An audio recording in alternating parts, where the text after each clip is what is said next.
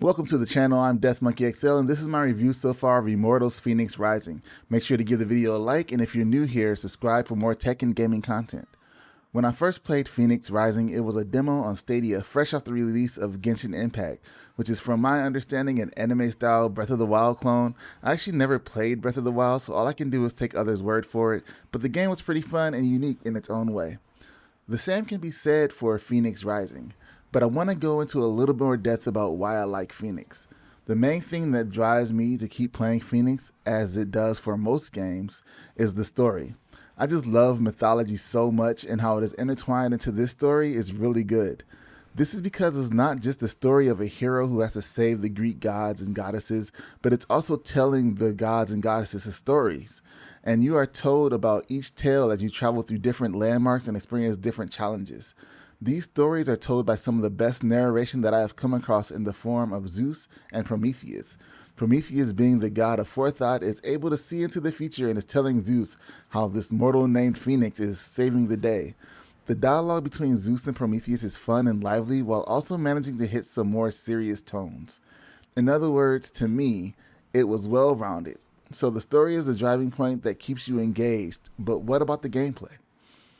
Starting off, I still felt the controls were a bit stiff and awkward. I'm not sure what I would do to change it around to make it feel better, but after playing the game for a while and unlocking some abilities that help to make traveling a bit quicker, it's not so bad.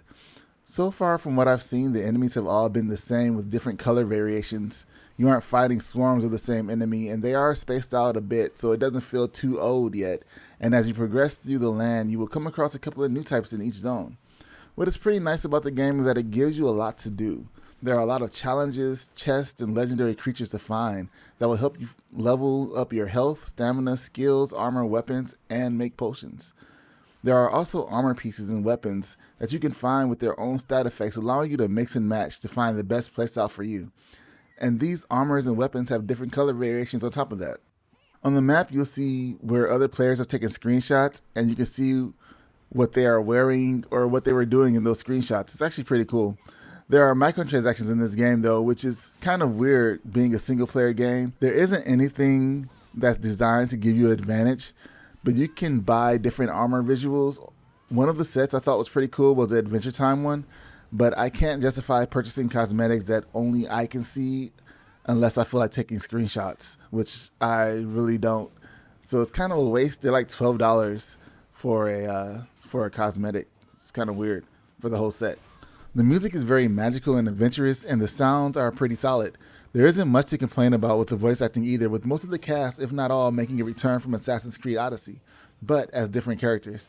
I guess they didn't want there to be a canonical connection between the two. Overall, I really like the game, and I think it's worth checking out. I think you can definitely get your money's worth out of it and learn some cool stuff about Greek mythology.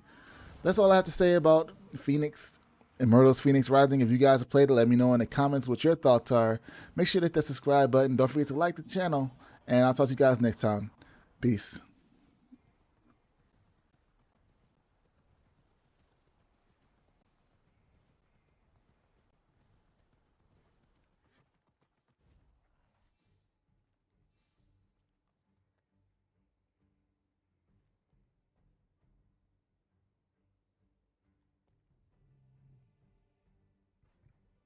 It's not your turn,